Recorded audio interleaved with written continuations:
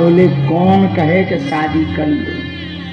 बोले क्यों नहीं कह सकते, कहो कहो चलो। गए, सात देवता गए। इधर पार्वती जी तब तक हिमवान के घर पर प्रकट हो गई और तपस्या करने लगी। तपस्या करते करते पार्वती जी ने कहा, परहूं शंभुनाता राहूं कुंवारी, सीताराम सीताराम सीताराम करी। माता पार्वती ने प्रण ले लिया कि यदि हम विवाह करेंगे तो केवल शंकर जी से करेंगे, वरना करेंगे ही नहीं। देवताओं को बढ़िया मौका मिल गया कि लड़की बढ़िया है, हटीली है, यथा शंकर जी तथा बिटिया। सात देवता पहुंच गए। भोले बाबा की जय हो। हर हर शंकर जी बोले इतने देवता आए, आज क्या बात है, निमंत्रण है क्या? देवता बोले निमंत्रण नहीं है। ब्रह्मा जी से बोला तुम ही बोलो। बोले निमंत्रण नहीं है, देवताओं की कुछ लालसा है। शंकर जी बोले क्या लालसा है? ब्रह्मा जी बोले ये लोग कह रहे बहुत दिन से बारात में नहीं गए, बहुत दिन से बारात का आनंद नहीं लिया, रायते का आनंद नहीं लिया है, रसगुल्ला का आनंद नहीं लिया। शंकर जी बोले देखो किसी देवता की शादी करवा दो तो बारात चलो। ब्रह्मा जी बोले किसी की नहीं, वो तुम्हारे ही चक्कर में आए। शंकर जी बोले हमारी। राम राम राम राम राम राम राम सीताराम सीताराम। जाओ देवता वापस जाओ, जाओ जाओ। क्यों? अरे एक बार भई थी, सुबह भस्म हो गई। एक बार भई थी, भस्म हो गई। अब अपन का लफड़ा नहीं दिया, फसने हो गया, अब हो गया। अब देवता ब्रह्मा जी बोले सुनो तो, जो भस्म भई थी वही पार्वती बन गई हिमवान के घर पे, खूब तपस्या कर रही। आप आज्ञा करो, लड़की हम लोगों ने देख ली। शंकर जी बोले नहीं, कैंसल है, कैंसल।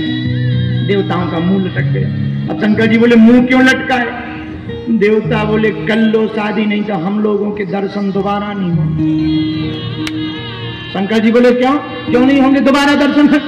बोले तारकासुर। बोले ये कौन है तारकासुर? बोले ब्रह्मा जी से पूछो, ये नहीं की बनाई फिल्म। हाँ ब्रह्मदेव क्या बात है, ये तारकासुर कौन है? ब्रह्मा जी बोले महाराज क्या बताइए कि था तो पहले बहुत अच्छा आदमी, उसने हमसे वरदान मांग लिया। क्या वरदान मांगा? बोले उसने हमसे वरदान मांगा कि हम मरे ना। हमने कहा भाई मरना तो सबको, कोई और वरदान मांग। और हमने जल्दी जल्दी में भूल गए। उसने कहा कि हमें ऐसा वरदान दो कि हम मरे ना, और यदि मरे भी तो शंकर जी के पूत से मरे। शंकर जी बोले लो कर दिया लखना। देवता बोले इसीलिए तो हम लोग आए हैं। किस लिए आए? शादी करो। शंकर जी बोले नहीं।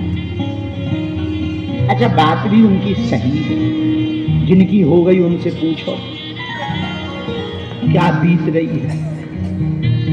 अच्छे हंसते खेलते चेहरे पे मायूसी छा जाती है। जिनकी हो गई उनकी हालत देखो। हाँ घरवाली के दबाव में जरूर ना बोले, वो बात अलग है। देवताओं ने कहा महाराज हम लोगों की मुसीबत तो आप ही टाल सकते हो।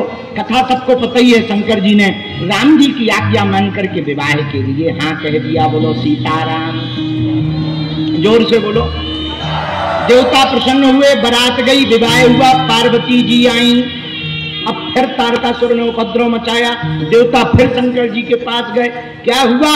अब शादी कर तो ली। अरे महाराज शादी तो कर ली, लेकिन तारकासुर। बोले क्यों? बोले फिर हैरान कर रहा। क्यों कर रहा? अरे बोले वरदान है। क्या वरदान है? आपके ही तेज से उत्पन्न जब तक पुत्र नहीं होगा तब तक वो मरेगा नहीं। भोले बाबा ने पार्वती जी की तरफ देखा। देवी जी देवताओं की मुसीबतों को सुनो। भगवती माँ पार्वती ने कहा हे प्रभु आप चिंता ना करो, इन देवताओं की मुसीबत अब दूर हो ही जाएगी। माँ पार्वती जी ने स्कंद माता का रूप धारण किया। कालांतर में स्कंद के रूप में कार्तिकेय जी प्रकट हो गए और बड़े होकर के कार्तिकेय जी ने तारकासुर का वध कर दिया। बोलो सीताराम। और जब तारकासुर का वध किया तो देवताओं ने हाथ जोड़ लिए, कहा हे मां आपकी नवरात्रि में पंचम दिन हम लोग पूजा करेंगे, स्कंद माता के रूप में आपकी पूजा करेंगे, क्योंकि आप कार्तिकेय की मां हो। आपके ही कारण इस राक्षस से, मुसीबत से हम लोग बच पाए हैं। बोलो स्कंद माता की। इस प्रकार स्कंद माता प्रकट हुई, इसलिए पंचम दिन किसकी पूजा की जाती है? बोला बोला, जिन्हें संतान की दिक्कत हो, संतान होने में अवरोध बन रहा हो, यदि वो पंचम दिन स्कंद माता की पूजा करें, स्कंद माता का ध्यान करें, उनको केले का प्रसाद चढ़ावें, स्कंद माता प्रसन्न होकर के बांझ को ललना दे देती हैं। बोलो हारे हारे। तो भैया आज देखो, खेती किसानी कौन कौन जानता है? जरा हाथ उठाओ। हाँ, जानते ही होगे, हाथ नीचे कर लो। खेती किसानी में जब बीज डालते हैं तो बीज जब पौधा बनने लगता है तो हम लोग बड़ा करने के लिए क्या करते हैं? खाद डालते हैं। खाद जानते हैं? हाँ या ना? जैसे खेती में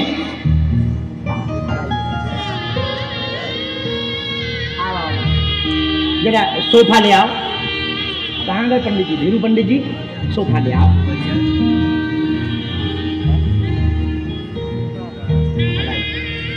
आज पूज्य सड़वा गुफा वाले महाराज जी का भी आगमन हुआ है। हमारे यहाँ छतरपुर जिले में ही भीमकुंड के पहले एक और जगह है, सड़वा गुफा, पहाड़ में है, प्राकृतिक गुफा है। वहाँ अंदर में माँ पीताम्बरा विराजमान है। वहाँ के पूज्य महाराज जी का भी आगमन हुआ है। हम लोग सब लोग उनका भी सीताराम कह करके स्वागत करते हैं। बोलो सीताराम, जोर से बोलो। तो भैया जैसे खेत में बीज डालते हैं और बीज के पौधे को बड़ा करने के लिए हम खाद का प्रयोग करते हैं, और खाद के डलते ही जैसे खेत खलिहान हरे भरे हो जाते हैं, वैसे ही माँ का आशीर्वाद जीवन में मिलने से जीवन भी हरा भरा हो जाता है।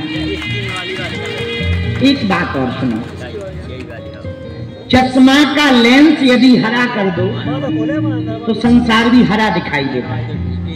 इसका मतलब ये नहीं कि संसार हरा है, संसार तो जैसा है वैसे ही है, लेकिन लेंस जैसा लगा लो संसार भी वैसे ही दिखाई देता है। यदि चश्मा का लेंस को हरा पहन लो, चश्मा का लेंस हरा लगा दो तो संसार हरा दिखाई देता है। उसी प्रकार श्री हरि भक्ति की चित्त में दृष्टि अपने रख लो तो संसार श्री हरि मय दिखाई देता है, भगवान मय दिखाई देता है। आहा, तो आज के दर्शन माँ स्कंद माता के हैं। बोलो सीताराम, जोर से बोलो और जोर से बोलो। देखो, पिता की आदतें पुत्र में आती हैं। किस में आती हैं?